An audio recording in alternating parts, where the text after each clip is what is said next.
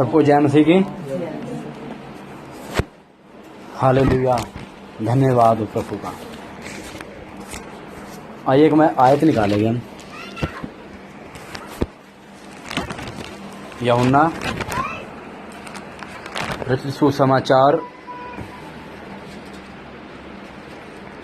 इसका हम 3 का जो 16 है ना, इसको पढ़ेंगे एक बार। यूहन्ना उसका क्योंकि परमेश्वर ने जगत से ऐसा प्रेम रखा कि उसने अपना एकलौता पुत्र दे दिया, ताकि जो कोई उस पर विश्वास करे वह नष्ट ना हो परंतु अनंत जीवन पाए। हाँ, एक बार मैं पढ़ता हूँ। क्योंकि परमेश्वर ने जगत से ऐसा प्रेम रखा कि उसने अपना एकलौता पुत्र दे दिया, ताकि जो कोई उस पर विश्वास करे वह नष्ट ना हो परंतु अनंत जीवन पाए। आइए हम प्रार्थना करेंगे।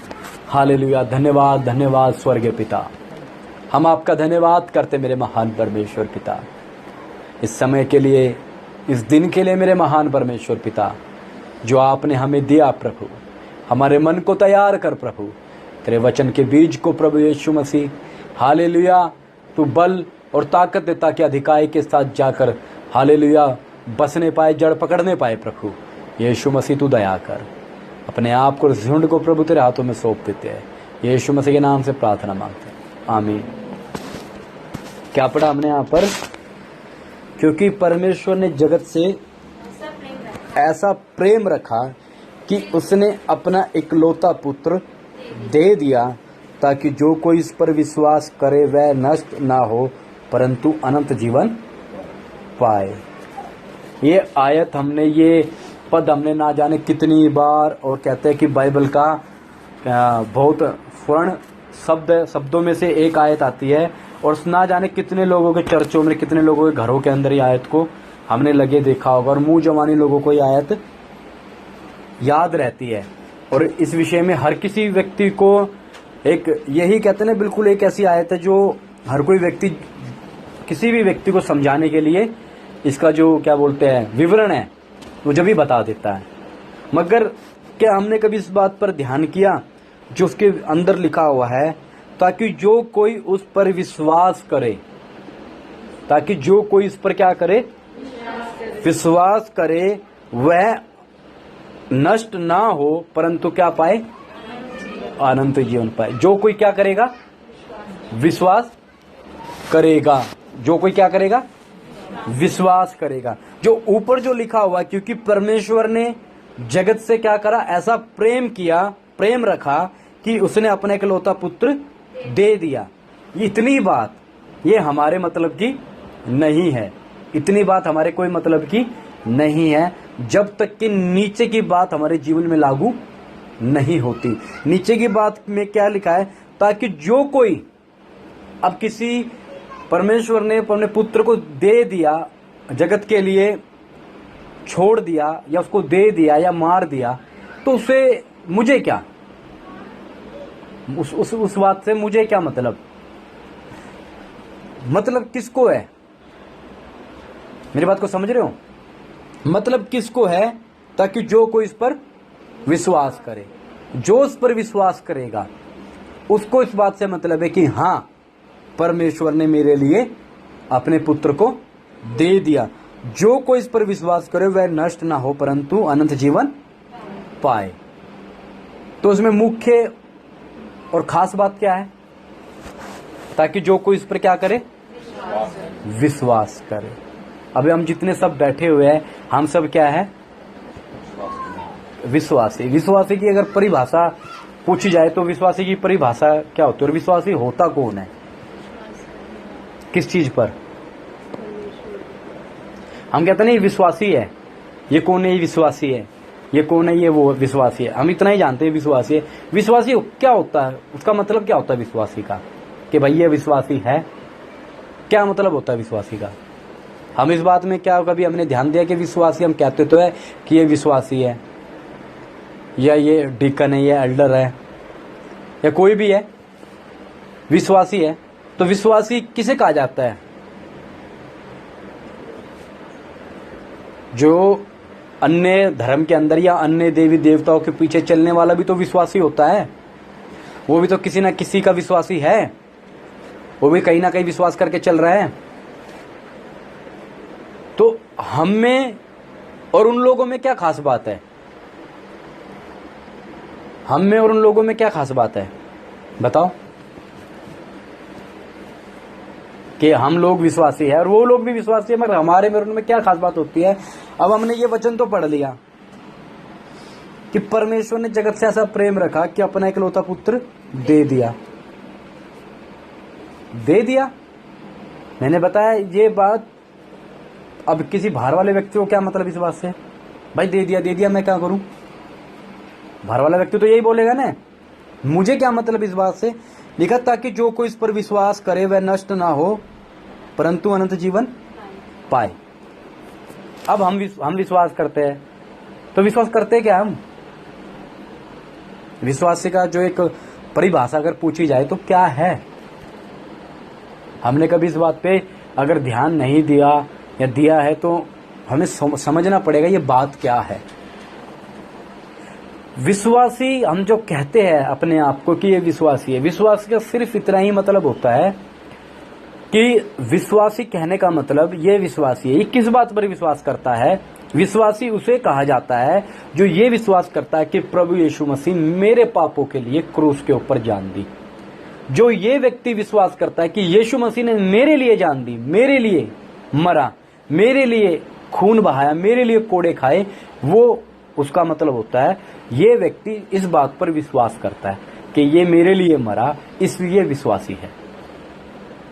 बाकी जगत के अंदर, दुनिया के अंदर प्रभु यीशु मसीह के बारे में लोगों ने डॉक्यूमेंट्री लिखी हुई है, उनके जीवन की गाथा लिखी हुई है, उनके जीवन के बारे में लिखा हुआ है। बड़े बड़े ज्ञानियों को प्रभु यीशु मसीह के बारे में मालूम है, बड़े बड़े स्कॉलरों को मालूम है। कॉलेजों के अंदर, स्कूलों के अंदर पढ़ाया जाता प्रभु यीशु मसीह कौन था, कैसे था, ईसवी और ईसा पूर्व के बारे में सब लोगों को मालूम है। मगर उन सबको मालूम है कि प्रभु यीशु मसीह को मारा गया था, क्रूस पर चढ़ाया गया था, मगर वो इस बात पर विश्वास नहीं करते वो मारा किस लिए गया था, वो किसके लिए मारा गया था। उन्हें इस बारे में ज्ञान है, नॉलेज है, मगर उनको ये नहीं मालूम मारा किस लिए गया था। जो व्यक्ति ये विश्वास कर लेता है ये मेरे लिए मारा गया, वो है विश्वासी। उसको कहते हैं एक विश्वासी के ये चीज पर विश्वास करना। और बाकी जो विश्वास के बारे में जो लिखा है वो एक और थोड़ी सी हटकर बातें है, मगर वास्तविक जो विश्वास है वो ये है कि जो क्रूस पर मरा है, मैं स्वीकार करता हूं, मैं ये विश्वास करता हूं वो मेरे लिए मरा है, वो होता है विश्वासी। अब हमने ये विश्वास तो कर लिया कि हमने किया है नहीं किया कि वो मेरे लिए मरा है, या अभी तक हमने नहीं किया। क्योंकि कई बार ऐसा होता है कि हम काफी टाइम हो जाता है प्रार्थना में आते हैं, मगर कभी हम दिल से ये भीतरी मन से ना गहराई से ये विश्वास नहीं कर पाते कि वो मेरे लिए मरा है, वो मेरे लिए मरा। क्योंकि जिस दिन हम ये विश्वास करने लग जाएंगे कि वो मेरे लिए मरा, मेरे लिए गाड़ा गया, उस दिन हमारे जीवन में परिवर्तन शुरू हो जाएगा, उस दिन हमारे जीवन में बदलाव शुरू हो जाएगा, उस दिन हमारे जीवन के अंदर क्या आने लगेगा?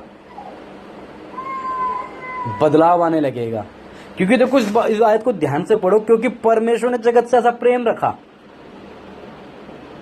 अब ये बात किसके लिए है? ये उस विश्वासी को प्रभु उस बात को समझा रहा है। आंटी क्या समझा रहा प्रभु?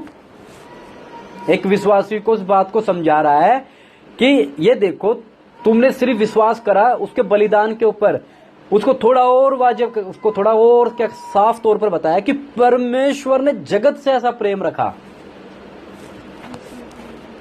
जिसने अपना इकलौता पुत्र। अब उसका विश्वास और बढ़ेगा कि परमेश्वर ने प्रेम करने के कारण अपना इकलौता पुत्र मेरे लिए दे दिया। मैं तो इस बात के ऊपर क्या कर रहा हूं? विश्वास कर रहा हूं कि वो मेरे लिए मरा है। हमने गीत गाया कि दलदल की कीज से उसने मुझे उभारा, दलदल की कीज से, और चट्टान पर खड़ा कर दिया। जब तक हमें दलदल का अनुभव नहीं होगा तब तक हमें चट्टान पर खड़े होने का आनंद के विषय में मालूम ही नहीं चलेगा कि चट्टान पर खड़े होने का आनंद क्या है। जिस व्यक्ति को, जो व्यक्ति कभी जेल में 20 साल काट कर आया है और उस व्यक्ति को बाहर निकालो, उसको मालूम है स्वतंत्रता क्या है। और जिस व्यक्ति को बाहर ही घूम रहा है उसे क्या मतलब स्वतंत्रता का मतलब क्या है। इसलिए जो व्यक्ति दलदल में फंसा हुआ था, जिस व्यक्ति को यह अनुभव है कि यार मेरा जीवन, मेरा अतीत का जीवन, मेरा इस प्रकार का जीवन क्या था, एक दलदल का जीवन था, वो व्यक्ति को मालूम है कि परमेश्वर प्रभु यीशु मसीह जो क्रूस पर मरा है वो मेरे लिए मरा है, उसने मेरे लिए जान दी है। अब जिस व्यक्ति को ये अनुभव नहीं है, वो दलदल में है। मैंने बताया ना, कई बार ये होता है कि हमें आते आते काफी टाइम हो जाता है विश्वास में, मगर हमें ये मालूम नहीं चलता कि प्रभु यीशु मसीह आखिर में मरा किसके लिए, आखिर में प्रभु यीशु मसीह मरा किसके लिए। हमें कहते भाई मेरे लिए मरा, हम ये बात कहते ना कि मेरे लिए मरा, मगर क्या हम हकीकत में इस बात को, गहराई से इस बात को समझते हैं कि वो मेरे लिए मरा? किस बात को हम समझ पाते हैं? नहीं समझ पाते। क्यों नहीं समझ पाते बताओ, थोड़ा ध्यान दो उस बात के ऊपर। क्योंकि अंदर का जो एक मन होता है ना, अंदर का एक मन होता है, जैसे हमने गीत में गाया कि टूटा हुआ मन चाहता है प्रभु तू, मगर हमने कठोर कर दिया बीते दिनों में। कठोर मन सबसे बड़ी बात है। एक जो व्यक्ति, जब मन कठोर हो जाता है तो वो व्यक्ति अपने आप के भीतर ये स्वीकार नहीं कर पाता कि मैं पापी हूं, मैं अधर्मी हूं, मैं गंदा हूं। यीशु मसीह की बलिदान की पहचान तब तक नहीं होगी एक व्यक्ति को, जब तक वो बिल्कुल अपने आप को तुच्छ नहीं कर देता, अपने आप को पापी से बड़ा पापी नहीं मान लेता, जब तक प्रभु यीशु मसीह के बलिदान की गंभीरता और बलिदान का जो महत्वपूर्ण, जो कहते हैं ना मूल्य, वो समझ नहीं आएगा एक व्यक्ति को। जब व्यक्ति ये मान लेता कि मैं पापी हूं, और वो व्यक्ति मानता कब है? जब अपने कामों को, अपने विचारों को, अपने इनको क्या बोलते हैं, अपने रोजमर्रा के जीवन में जो पाप करता है, जब तक उनको भली भांति पहचान नहीं लेता कि जो मैं काम कर रहा हूं ये पाप है, ये गलत है, जब तक उस व्यक्ति के अंदर ये बात, ये पहचान नहीं आएगी कि मैं पापी हूं। अभी होता क्या था, कहते ना प्रभु यीशु मसीह की पहचान में बढ़ते जाओ, उसकी पहचान में बढ़ते जाओ, उसकी और डील डोल तक बढ़ते जाओ। इसका क्या मतलब है? जब तक इस संसार में हम घटेंगे नहीं, हम प्रभु यीशु मसीह के डील डोल तक कभी बढ़ नहीं पाएंगे, कभी नहीं बढ़ पाएंगे। एक एक बात के अंदर हमें जानना है कि मैं पापी हूं। आप लोगों ने दो घटना सुनी होगी, दो व्यक्तियों के बारे में, कि एक कौन आता है, एक सामरी आता और एक दूसरा, क्या नाम होता दूसरे का? चुंगी लेने वाला। बताओ, दो व्यक्ति के बारे में सुना ना? दो व्यक्ति प्रार्थना करते, एक चुंगी लेने वाला होता और एक सामरी होता है, होता ना? पढ़ लो कर उठा तो पता कहां लिखा होगा, पढ़ो।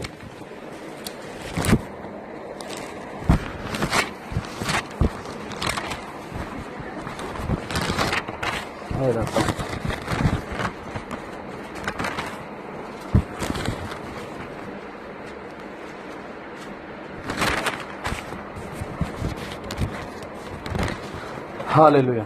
हैं? पढ़ो।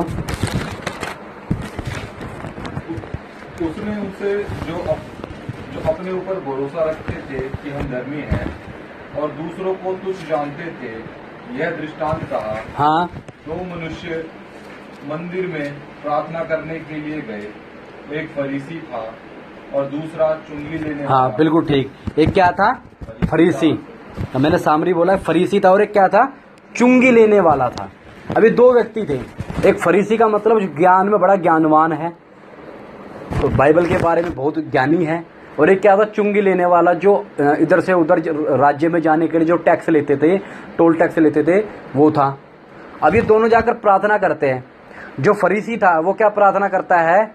वो ये बैठ कर ये प्रार्थना करता है परमेश्वर के मंदिर के अंदर कि हे परमेश्वर, क्या लिखा भाई? फरीसी खड़ा होकर अपने मन में ये प्रार्थना करने लगा, हे परमेश्वर, मैं तेरा धन्यवाद करता हूँ कि मैं दूसरे मनुष्य के समान अंधेर करने वाला, अन्यायी और व्यभिचारी नहीं हूँ, और ना इस चुंगी लेने वाले के समान हूँ। मैं सप्ताह में 2 बार उपवास रखता हूँ, मैं अपनी सब कमाई का 10वांश भी देता हूँ। ये एक फरीसी की प्रार्थना है। क्या प्रार्थना कर रहा है?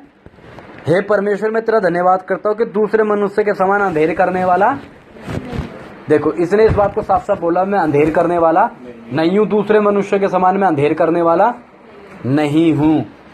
फिर इसने क्या बोला? मैं अन्यायी और व्यभिचारी नहीं हूँ, मैं अन्याय भी नहीं करता और व्यभिचारी भी नहीं हूँ।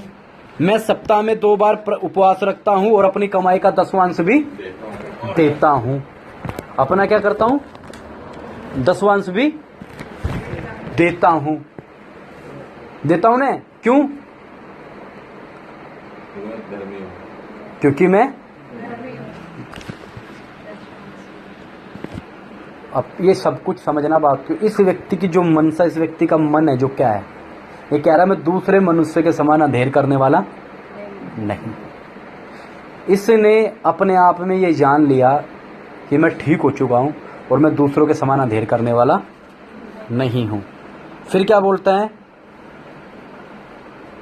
अन्यायी और व्यभिचारी भी नहीं हूं।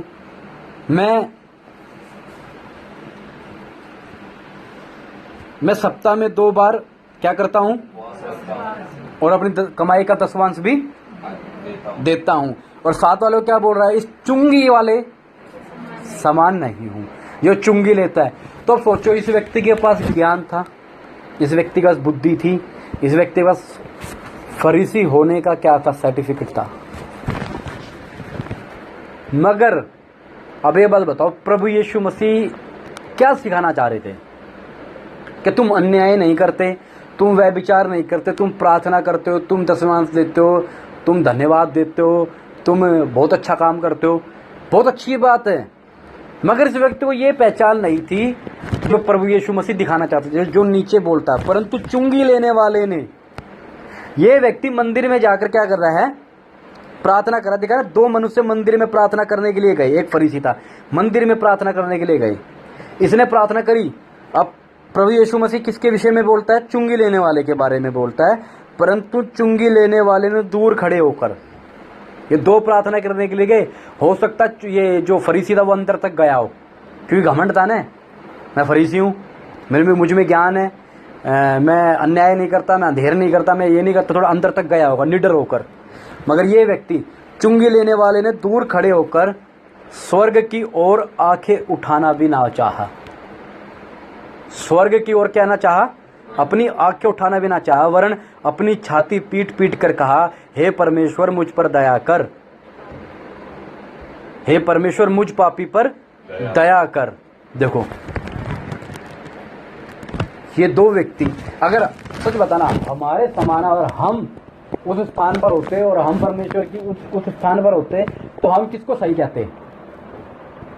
हम तो फरीसी को कहते, हाँ भाई तू ही ठीक है, तू तो बहुत बढ़िया आदमी फरीसी, तू तो ऐसे से। मगर तो परमेश्वर क्या दिखाना चाहते थे? कि उस बात तक जाओ, अपने आप को हमेशा उस नीचे रखो कि ये व्यक्ति क्या बोलता है कि प्रभु, इसने अपनी आंखों को स्वर्ग की ओर भी नहीं उठाया, स्वर्ग की ओर भी नहीं उठाया, और क्या बोल रहा है छाती पीट कर कि मुझ पापी पर क्या कर? दया कर। ये ऐसी कैसी इसने कह दिया इस बात को कि मुझ पापी पर क्या कर? दया कर। प्रभु यीशु मसीह ने बोला, मैं तुमसे कहता हूं कि वह दूसरा नहीं परंतु यही मनुष्य धर्मी ठहराया जाकर अपने घर गया। क्योंकि जो कोई अपने आप को बड़ा बनाएगा वह छोटा किया जाएगा, और जो अपने आप को छोटा बनाएगा वह बड़ा किया जाएगा। कहने का मतलब, हमने ये विश्वास तो कर लिया कि प्रभु तू मेरा प्रभु है, मगर किस बात पर करा विश्वास? किस चीज को लेकर करा? कोई व्यक्ति सिर्फ इस बात को विश्वास करता है कि प्रभु मेरी प्रार्थना को सुनता है, मेरे काम सफल कर देता है, इसलिए मैं उस पर क्या करता हूँ? विश्वास करता हूँ, मैं उसका विश्वास करता हूँ। कोई व्यक्ति किस बात को लेकर विश्वास करता है, कोई व्यक्ति किस बात को लेकर विश्वास करता है। मगर बाइबल जिस विश्वास के विषय में बताती है वो कहती है, ताकि जो कोई इस पर विश्वास करे, क्या विश्वास करना है कि पिता ने जो पुत्र खोया है वो मेरे लिए खोया है, मेरे लिए उसको मारा गया और मेरे लिए वो क्रूस पर चढ़ा है, मेरे लिए उसने जान दी है। और वो व्यक्ति जितना प्रभु में आता है उतना वो अपने आप को समझता, कहता है प्रभु मैं किसी लायक नहीं हूँ, मैं अधर्मी हूँ, मैं पापी हूँ, मेरे जीवन में कोई खूबी नहीं है, ऐसा व्यक्ति ही परमेश्वर की नजरों में क्या है? धर्मी। क्या संसार की नजरों में बहुत अच्छा चल रहे हो? हम दिन भर में कोई पाप ना करते हो, हम दिन भर में कोई पाप ना करते हो, मगर जब कभी, मैं कहता हूँ पूरे दिन बड़ी सावधानी से चलो, पूरे दिन एक पाप भी ना करो, तब भी अगर वास्तव में उस परमेश्वर की गहराई को जाना है, जब आप प्रार्थना करने बैठोगे, आप अपने ग्राफ को, जो क्या बोलते हैं उसका मापदंड जो होता है, उसको हमेशा तुच्छ ही समझोगे प्रभु के सामने कि प्रभु मैं तो कुछ भी नहीं हूं। मैं अपने आप में, मुझे लगता है मैं ठीक हो सकता हूं, मगर प्रभु जब मैं तेरे सामने बैठता हूं तो मैं कुछ भी नहीं हूं। मेरा जीवन तो अभी भी मैले चिथड़ों के समान है, मैं तो पापी हूं। ऐसा गीत नहीं गाया, जब तेरी प्रशंसा करने चले, जब तेरे गुणों को गिनने चले, प्रभु मुझसे नहीं हो सका तेरा बयान, मुझसे हो ही नहीं सकता, मैं कैसे करूं? और लास्ट में सबसे बड़ी बात कि हर दिल में तेरा मान बड़ा है, पाने को तुझे अरमान बड़ा। क्या वो मान हमारे मन में है? वो सम्मान हमारे मन में है प्रभु के लिए कि प्रभु तू मेरे लिए मरा, प्रभु तूने मेरे लिए जान दी? इतनी बात अगर हम समझ जाए तो उसे कहते हैं एक बिल्कुल साफ सुथरा विश्वास किया हो विश्वासी। अब कई बार हम ये पढ़ते हैं कि जैसे एक आयत मैं पढ़वाता हूं, जिसकी हमेशा याकूब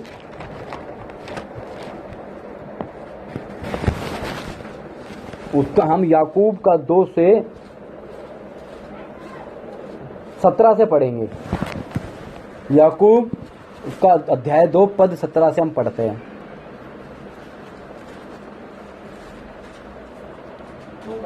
हाँ, वैसे ही विश्वास भी यदि कर्म सहित ना हो तो अपने स्वभाव में मरा हुआ हाँ है। बस रुक जाओ, थोड़ा सा फिर बाद में चले आगे।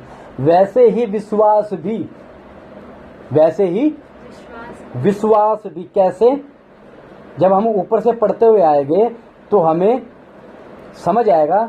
वैसे ही विश्वास भी यदि कर्म सहित ना हो तो अपने स्वभाव में मरा हुआ। मैं ये विश्वास करता हूँ, तो बात बड़े ध्यान से समझना, बड़ी अच्छी और साफ सुथरी बात है। मैं विश्वास करता हूँ प्रभु तू मेरे लिए मरा, भाई जीवन तो बदल ले रहा। तो विश्वास क्या किया? विश्वास जो मेरा मैं जिस पॉइंट तक समझना आंटी, जिस पॉइंट तक समझाना चाहता हूँ, हम ये विश्वास करते हैं कि मैं पापी हूं, मैं मरना था, वो मेरे लिए मरा। अब वो मेरे लिए मरा तो मेरा जीवन में रह क्या गया? मुझे अपने जीवन को उसको देना और उसके लिए अपना जीवन को बदलाव में लाना है। लिखा है वैसे ही विश्वास भी यदि कर्म सहित ना हो तो अपने स्वभाव में मरा। अब हमने विश्वास तो कर लिया कि प्रभु तू मेरा प्रभु है, तू मेरे लिए मरा। मैंने विश्वास कर लिया, रट ली इस आयत को कि क्या रट लिया मैंने कि परमेश्वर ने जगत से ऐसा प्रेम किया कि अपना इकलौता पुत्र दे दिया। ये हमने विश्वास कर लिया। परमेश्वर ने तो अपना इकलौता पुत्र दे दिया, परमेश्वर ने अपना इकलौता पुत्र दे दिया। परमेश्वर ने जगत से क्या करा? ऐसा प्रेम किया। अब हम प्रेम करते हैं परमेश्वर से? नहीं, हम प्रेम करते हैं। अब हमने परमेश्वर से ऐसा प्रेम किया कि हमने अपना कुछ भी ना दिया। समझ के देखो बात को। जगत से ऐसा परमेश्वर ने प्रेम किया, अपना लोता पुत्र दे दिया। अब हम परमेश्वर से प्रेम करते तो हमें क्या देना परमेश्वर को? हमें भी तो कुछ देना होगा ना। देखो परमेश्वर का न्याय की धार्मिकता तो ये कहते हैं ना कि पाप की मजदूरी मौत है। परमेश्वर का न्याय ये बोलता है, कहते हैं कि न्याय की रिक्वायरमेंट क्या है? मौत। पाप की जो मजदूरी है मौत है, परमेश्वर का न्याय ये कहता है। अब मुझे मतलब नहीं, परमेश्वर कहता है मुझे मतलब नहीं भैया, पाप करा तो मरेगा, उसकी जो आवश्यकता, पाप की मजदूरी तो मौत है। तो परमेश्वर ने क्या किया? अपने इकलौते पुत्र को पूरी मानव जाति का पाप डाल दिया, है ना। इस बात को समझना समझाता हूँ। जैसे मैं खड़ा हूँ, अब एक एक व्यक्ति थोड़ा थोड़ा क्या लेकर आए, अपने कटोरी के अंदर पाप लेकर आए, और मैं यहाँ खड़ा हूँ। एक व्यक्ति आया, मेरे ऊपर पाप डाल दिया, और मान लो वो पाप मान लो मिट्टी के रूप में है, मिट्टी के रूप में है, वो पाप आए मेरे पाँव पे डाल दिया, सब आए, पूरी कॉलोनी आई, दिल्ली आई, हिंदुस्तान आया, पूरी दुनिया आई। अब बताओ मेरे ऊपर डालते गए डालते गए डालते गए, किस पे डाला? मुझ पे डाला। अब अगर देखा जाए पूरी दुनिया की मिट्टी डालने के बाद, मतलब पूरी दुनिया का पाप डालने के बाद, तो क्या दिखाई देगा? मिट्टी मतलब पाप, और पाप ही पाप दिखाई दे रहा, मैं तो ढक गया। अब परमेश्वर का न्याय तो ये कहता है ना कि पाप की मौत तो, और पाप की मजदूरी तो, पाप की जो कमाई वो क्या मिलेगी? मृत्यु। अब परमेश्वर ने तो साफ साफ बोला कि भाई पाप की मजदूरी तो क्या है? मृत्यु। इस बात को ध्यान से समझना, पाप की मजदूरी मौत है। पाप की मजदूरी मौत है। अब इस पाप की मजदूरी मौत है। अब परमेश्वर का जो न्याय तो ये कह रहा, अब ये जिस अभी मेरे ऊपर जैसे मिट्टी आ गई, तो मेरे ऊपर जब अब न्याय जब आएगा तो मिट्टी के ऊपर आ रहा, पाप के ऊपर आ रहा है, तो मरेगा कौन? उसके ऊपर भी। यही हुआ कि परमेश्वर ने जगत के पाप को उठा लिया और परमेश्वर का न्याय उस पाप के ऊपर आया, उस पाप को मौत देनी थी। तो मौत इसलिए प्रभु वचन में लिखा है कि जो पाप से अज्ञात था वो पाप बन गया। परमेश्वर पापी, प्रभु यीशु मसीह पापी नहीं था, मगर सबके जगत के पाप उठाने के बाद पापी बन गया और परमेश्वर का न्याय आया और क्रूस के ऊपर बलि। हमें देखने को लगता है कि बलि हो, मगर पाप को सजा मिली, पाप को दंड दिया गया। और इसीलिए यही कारण है कि जो क्रूस पर चढ़ाया जाता है, जो काट पर लटकाया जाता है, वो श्रापित है। अब जो क्रूस के ऊपर जो ऐसे करके डंडा हम देखते हैं, उसके ऊपर जो लटका हुआ है वो प्रभु यीशु मसीह नहीं है। एक समय तक तो प्रभु यीशु मसीह था, जब जगत का पाप आ गया तो प्रभु यीशु मसीह नहीं, पाप लटका हुआ है। अब जब पाप लटका हुआ है तो अब बताओ, उस पाप लटके हुए चिन्ह को अपने घरों में लगाएंगे हम, अपने भवनों में लगाएंगे, अपने गलों में पहनेंगे हम। मगर दुनिया पता नहीं किस तरीके से वचन सीखते, समझ नहीं आती। कहने का मतलब जो पाप आया, पाप की सजा आई, इसलिए वचन क्या बोलता है कि जो पाप की सजा आई वो प्रभु यीशु मसीह पर गिरी,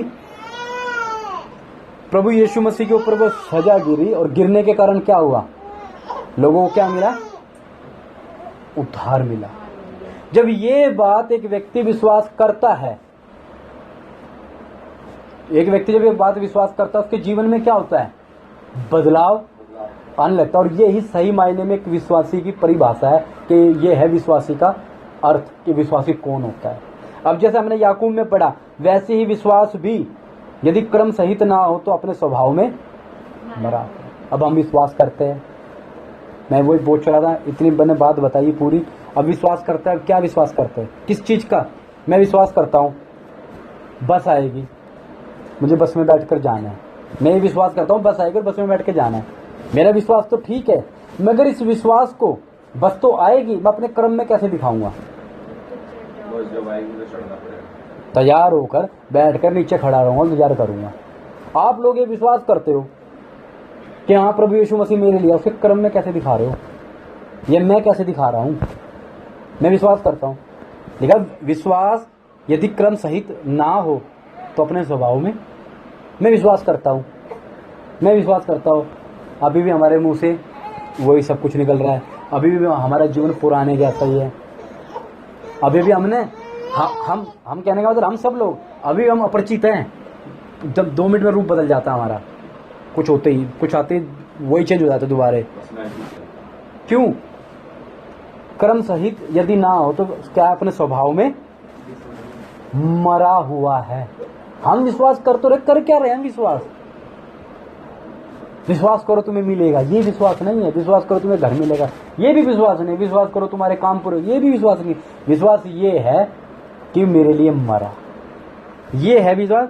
फिर नीचे लिखा, वर्ण कोई कह सकता है तुझे विश्वास है और मैं कर्म करता हूं, तो अपना विश्वास मुझे कर्म बिना तो दिखा, और मैं अपना विश्वास अपने कर्मों के द्वारा तुझे दिखाऊंगा। बात क्या हो रही है? को कहता है मैं विश्वास करता हूं परमेश्वर है, कहता है ठीक है तुझे विश्वास है, तू अपने विश्वास को बिना कर्म के दिखा दे मुझे। मैं उस बस में बैठूंगा जो नीचे आएगी, मगर चल के ना जाऊं तो बस बिठा लेगी मुझे? और नीचे क्या बोलता है, ठीक है तू विश्वास करता है, तू कर्म से दिखा और मैं अपने कर्मों से तुझे विश्वास दिखाऊंगा। मैं ये नहीं कहूंगा नहीं तुझे कि मुझे विश्वास है, मैं तैयार होकर नीचे खड़ा हो जाऊंगा, मेरा दिख जाएगा हाँ मेरा विश्वास है, बस आ रही है। अब हम कहता है मुझे विश्वास है, मुझे विश्वास है, मगर चल तो हम पा नहीं रहे, जीवन में बदलाव तो हमारे हो नहीं रहा। और ये व्यक्ति कहता है मुझे बोलता ही नहीं, वो चलकर दिखाता है, तो चलने से पता लग जाता है इस व्यक्ति को विश्वास है, भी तो चल रहा है। फिर नीचे क्या लिखा है, तुझे विश्वास है कि एक ही परमेश्वर है, तू अच्छा करता है। तुझे विश्वास है कि तू एक ही परमेश्वर है, तू अच्छा करता है। दुष्ट आत्मा भी विश्वास रखते और थरथराते हैं।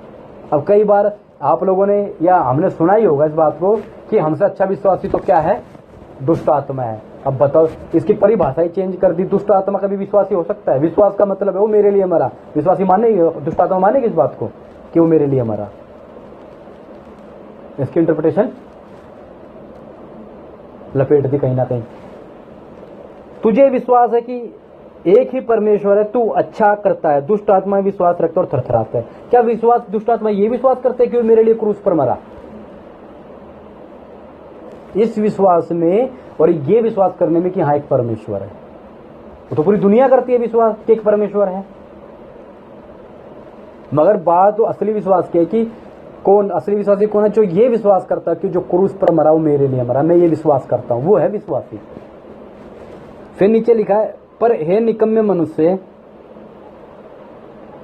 क्या तू यह भी नहीं जानता कि कर्म बिना विश्वास व्यर्थ है? यदि हम कार्य नहीं करते तो हमारा विश्वास व्यर्थ है। मैं विश्वास कर रहा हूं प्रभु मेरे लिए मर गया, मेरे कार्यों में वो बात नहीं आ रही। मैं विश्वास करता हूं प्रभु मेरे लिए मारा गया, जैसे वो चुंगी लेने वाला क्या बोलता है, हाय मैं पापी हूं, हाय मैं ये हूं, और जीवन में बदलाव नहीं है। तो फिर ये कैसा है विश्वास? वचन क्या बोलता है, पर हे निकम्मे मनुष्य। निकम्मे का शब्द क्या होता है? जो काम नहीं करता। कहता काम तो तू करता नहीं है भाई, और तू कहता है कि मैं विश्वास करता हूं। अपने विश्वास को कर्म में दिखा। नहीं है तो मैं कर्म करके दिखाऊंगा, मेरा विश्वास प्रकट हो जाएगा, हाँ मैं करता हूं। तो नीचे लिखा है, क्या तू यह भी नहीं जानता कि कर्म बिना विश्वास व्यर्थ है? जब हमारे पिता अब्राहम ने अपने पुत्र इसहाक को वेदी पे चढ़ाया तो वह कर्मों से धर्मी ना ठहरा था। आपने कहानी पढ़ी होगी कि अब्राहम ने अपने पुत्र इसहाक को वेदी पर चढ़ा दिया था। उसने प्रभु को नहीं बोला प्रभु मैं विश्वास करता हूं, मैं चढ़ा दूंगा। ना प्रभु ने बोला हाँ मैं जानता हूं तू मैं तुझ पे विश्वास करता हूं, चढ़ा देगा। कुछ नहीं बोला, कार्य करके दिखा दिया। प्रभु को मालूम चल गया ये मुझ पर क्या करता है, भरोसा करता है, ये मुझ पर विश्वास करता है। तो प्रभु का वचन ये सिखा रहा है, भैया हम विश्वास तो कर रहे हैं मगर हमारा कार्य हमारे जीवन में नहीं है, तो मुझे क्या फायदा? मैं विश्वास करता हूं मुझे साइकिल चलानी आती है, चलाने टाइम में मैं गिर जाता हूं, कोई फायदा नहीं है। अब जो बात इसका जो निचोड़, अब हम ये विश्वास तो करते हैं कि प्रभु हमारे लिए मरा। हमारे जीवन में पहला क्या है, हमने विश्वास, असली विश्वासी कौन है? जो ये विश्वास करता है। जो शब्द मैं इस्तेमाल कर रहा हूं ना, विश्वासी, भाई ये विश्वासी है, उसको कहने का मतलब ये है कि ये व्यक्ति उसकी मौत के ऊपर ये विश्वास करता है वो मेरे लिए मरा, वो है विश्वासी। ये विश्वास नहीं कि वो एक परमेश्वर है, वो ये पूरी दुनिया जानते एक परमेश्वर है। यीशु मसीह के बारे में दुनिया जानती है, मगर यीशु मसीह की क्रूस के मौत के ऊपर कोई विश्वास करता है डॉक्यूमेंट्री लिखने वाला कि वो मेरे लिए मरा या मेरे लिए उसने जान दी? सबको मालूम है हाँ मरा था वो। जो व्यक्ति ये मान लेगा मेरे लिए मरा, वो है विश्वासी। अपने विश्वास को, अपने आप को हमेशा उस गहराई तक जाना है कि प्रभु मैं कुछ भी नहीं हूं। अपने आप को तुच्छ जानते हुए, मैंने काफी 1.5-2 साल पहले 2 साल पहले ये बात को समझाया था यहीं पर कि प्रार्थना हमें परमेश्वर के नजदीक उतना नहीं लाती जितना पश्चाताप लाता है। जितना पश्चाताप करोगे समझ लो उतना उसकी गहराई में जा रहे हो। जितना अपने आप को दीन करोगे उतना परमेश्वर की पहचान में बढ़ रहे हो कि हाँ प्रभु मैं पश्चाताप करता हूँ। अब 24 घंटे हमेशा मन में इस बात का दुख रखो, प्रभु मैं योग्य नहीं हूँ, मैं लायक नहीं हूँ, मैं किसी काम का नहीं हूँ। दुनिया की नजर में हो सकता है, मगर जब परमेश्वर के सामने आ जाओ, जब परमेश्वर के सामने आ जाओ तो क्या हमारी योग्यता उसके सामने है? आप लोगों ने शायद पढ़ा हो प्रकाशित वाक्य में, जो 24 प्राचीन सीट पर बैठे थे, उस मेमने को देखकर, उस परमेश्वर को देखकर, उस सिंहासन को देखकर अपने मुकुटों को निकालकर फेंक देते हैं, कहते हैं महिमा और आदर तेरा है। उसके सामने कुछ भी नहीं है, अब कुछ भी नहीं है। जब भी परमेश्वर के चरणों में बैठो, कहते हैं ना कि एक रोहराट मच जाए कि प्रभु मैं पापी हूं, प्रभु मैं पापी हूं। एक स्टार्टिंग का जो हमारा प्रार्थना का समय होता है, ऐसा हो कि टूट जाए व्यक्ति, क्योंकि उसके चरणों में आ गए हम। जब उसके चरणों में आते हैं तो हमें क्या दिखाई देता है? वो पुराना जीवन कि प्रभु तूने कैसे निकाला, हम उससे कैसे बचे, और उसमें हमने क्या समझा कि हम अपने आप को दिन प्रतिदिन बदलाव के अंदर लेकर आना है। अब इसके अंदर जो निचोड़ कि हमारा जो कार्य है और विश्वास, दोनों में हमें करके दिखाना है। समझ आ रहा है मेरी बात को? समझ रहे हो? हमारा कार्य, नीरज समझ आ रहा भाई? हमारा कार्य और विश्वास दोनों में हमें करके दिखाना है। मैं विश्वास करता उससे काम नहीं चलेगा, हमें कार्यों से दिखाना है, कर दिखाना है। अब इसका जो निचोड़ अब होता क्या है, हम प्रभु यीशु मसीह में आ गए, हमने बहुत सारी आयतें रटी हुई है। बात को समझना, बिल्कुल है ना, बिल्कुल सटीक बात है और कहते हैं ना कड़वी बात है। हमने बहुत सी आयतों को रटा हुआ, पढ़ा हुआ, समझा हुआ है, मगर उस बात पर कभी भी हमने विश्वास नहीं किया, ना उसके अनुसार कार्य किया। अब जैसे कि आपने ये आयत पढ़ी होगी, सुना भी होगा, यदि जो कोई मेरे पीछे आना चाहे, जो कोई मेरे पीछे आना चाहे, अपने माँ बाप, भाई बहन, बीवी बच्चों, वरन अपने प्राण को भी अप्रिय जानना है। त्याग का भाव एक जीवन में होना है। क्या इस बात के ऊपर हमने विश्वास किया है? और किया है तो क्या कार्यों में इस बात को हम लाए अभी तक?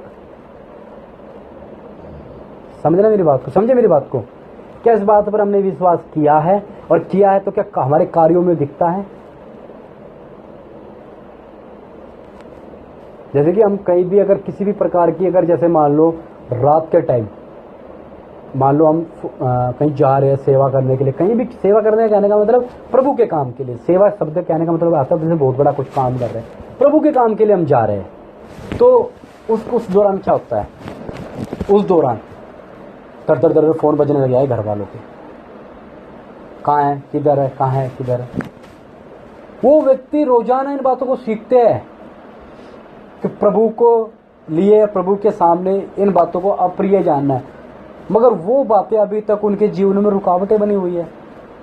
अभी तक माँ बाप को ये समझ नहीं आ रहा कि भैया मेरा बच्चा कहीं नहीं जाएगा, प्रभु के काम के लिए जा रहा है। अभी तक कुछ व्यक्ति को समझ ही नहीं आती बातें, अभी तक हाँ आ रहे, हाँ जा रहे। 11 बजे मैं ऐसे व्यक्तियों को जानता हूँ 11 बजे सो जाएंगे, फोन करो तो फोन भी नहीं उठाएंगे। भाई माँ बाप की तो बात दूर की, नींद छोड़कर, नींद तो त्याग दो कम से कम।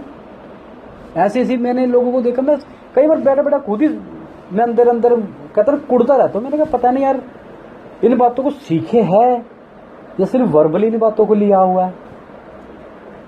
कहते ना कि हम वर्बली सेवा करते, प्रैक्टिकली सेवा नहीं है हमारे पास। वर्बली पूरे संसार में सेवा कराएंगे हम बातों से, इधर गए उधर गए इधर गए, प्रैक्टिकल के बारे में कहीं नहीं गए, अपने घर गए। कहने का मतलब क्या ये भाव हमारे अंदर है?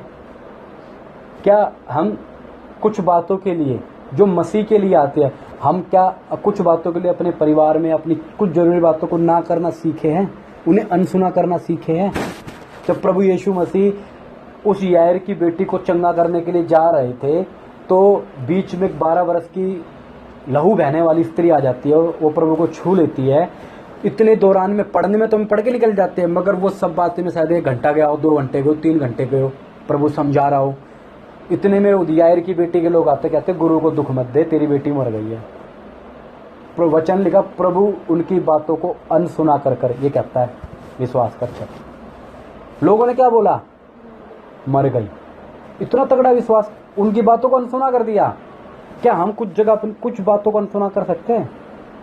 कुछ जगह जब जाते हैं क्या क्या हम ये विश्वास कर सकते हैं कहीं कहीं से कुछ आता है, फोन वगैरह कहीं से भी कुछ रुकावट आती है, उसको हम सुना भाई बैठ अभी बाद में बात करेंगे थोड़ी सारी, जाकर शब्द सुनो। अगर ये होता कि गुरु जल्दी चल मरने वाली है, वो साफ ही कह दिया मर चुकी है, गुरु को दुख मत दे। मरने हुए के बाद भी चल पड़ा व्यक्ति कहता विश्वास कर तू चल। इतना बड़ा विश्वास ऐसे अनसुना करना। तो हमारा विश्वास कार्यों के अंदर भी होना चाहिए।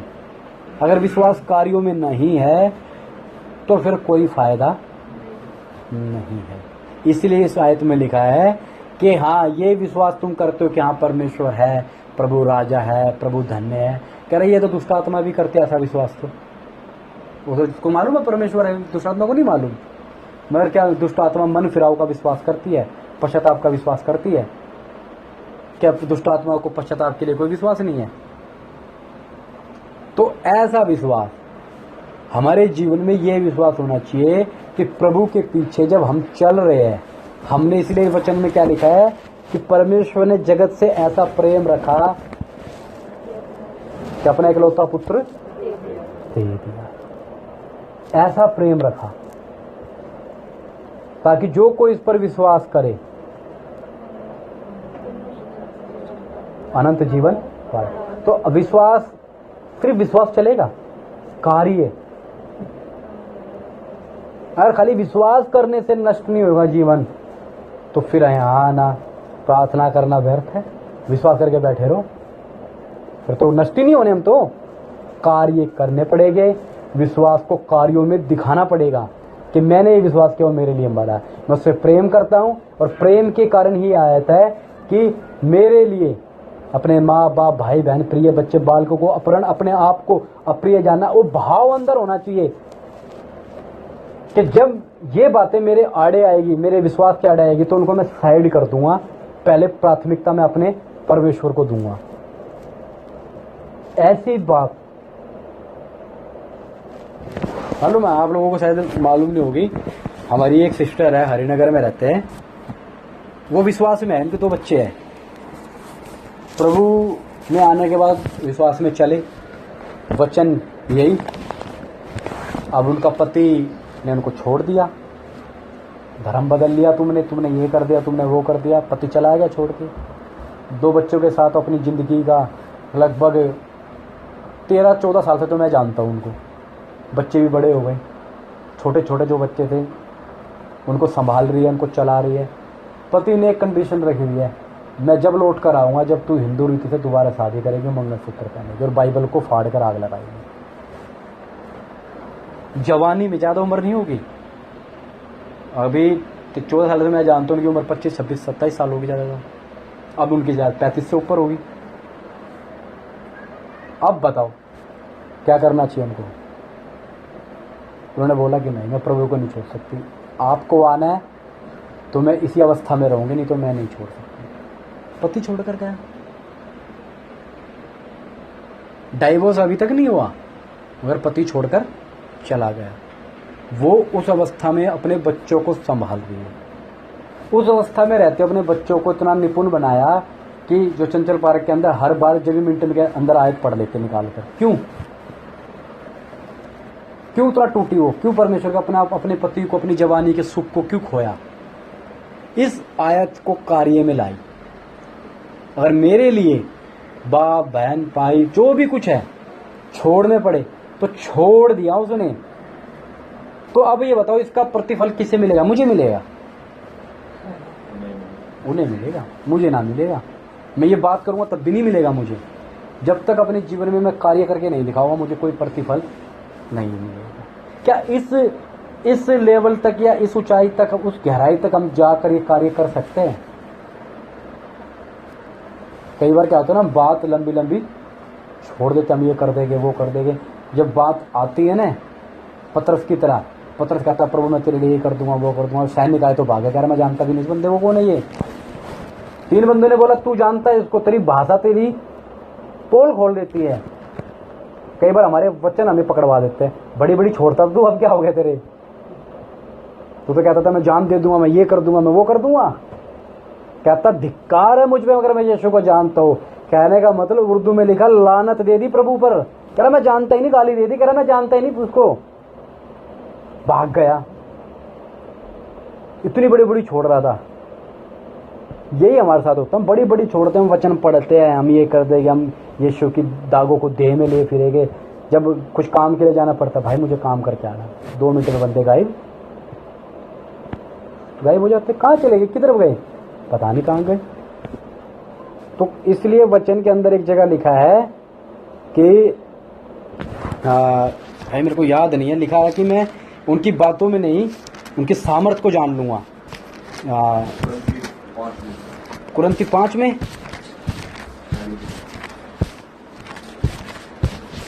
फिर हम प्रार्थना करते हैं।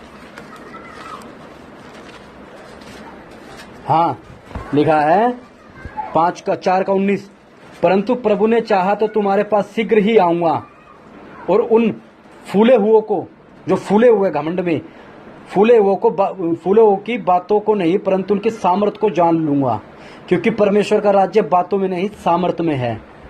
क्योंकि परमेश्वर का राज्य बातों में नहीं सामर्थ में।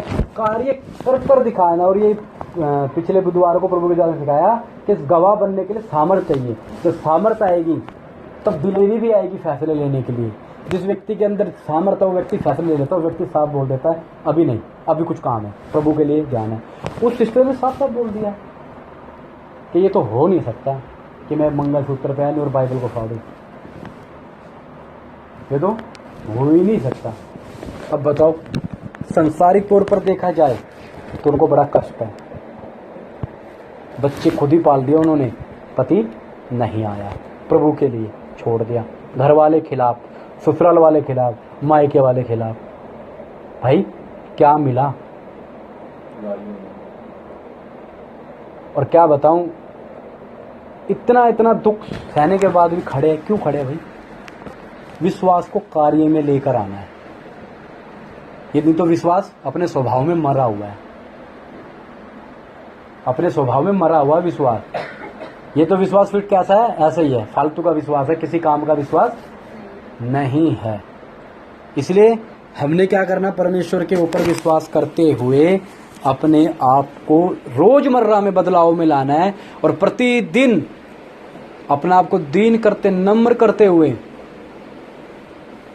कैसा करना है, बिल्कुल प्रभु यीशु की डील डोल तक। कुछ बातें ना बताऊं मैं आपको, संसार की कुछ नैतिक बातें होती है, संसार की नैतिक बातें, वो हमें भी समझ नहीं आती। हमें भी समझ नहीं आती कई बार कि ये बात सही है क्या गलत है। इसी प्रकार कुछ बातें ऐसी होती है जो मसीहत में है, नहीं समझ आती लोगों को। कहते हैं हर कोई उस पद तक नहीं पहुंच पाएगा, वही पहुंचेगा जो मेहनत करेगा, वही पहुंचेगा जो सेवा करेगा। उसी के लिए वो मुकुट रखे हुए हैं, हमारे लिए या जो ना काम करने वालों के लिए है ही नहीं। तो सारी बातें कहने का मतलब यही है कि हमें दिन प्रतिदिन अपने स्वभाव में बदलाव लाना है और ये अपने आप को जांचना कि हम विश्वास कर कौन सा रहे हैं। ये दुष्ट आत्मा वाला विश्वास तो नहीं कर रहे कि हाँ परमेश्वर है, ये वाला विश्वास कर रहे हैं वो मेरे लिए मरा, अब उसके लिए हमें अपनी जान दे दी। तो हमने क्या करना, अपने जीवन को बदलाव में लाना है। ठीक है, सबको जय मसीह की। आइए हम प्रार्थना करेंगे। हालेलुया, धन्यवाद धन्यवाद धन्यवाद।